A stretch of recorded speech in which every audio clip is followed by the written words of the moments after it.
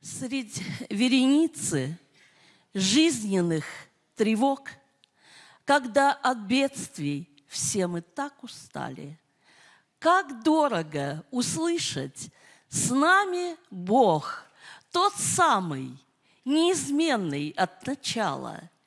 И мы уже привыкли в Рождество всех ободрять вот этими словами. Бог воплотился. Это торжество. Христос для нас рожден. Бог снова с нами. Спаситель с нами с тех счастливых пор, когда Его впервые повстречали, когда всем силам зла наперекор Иисусу жизнь свою навек отдали. Да, несомненно, трудно в наши дни.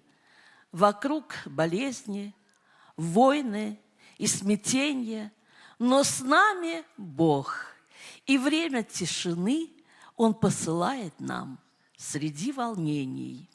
Отрадно сознавать, что с нами Бог, и в небе приготовлена нам вечность, где будем у Его пронзенных ног. В присутствии Его мы бесконечно. Аминь.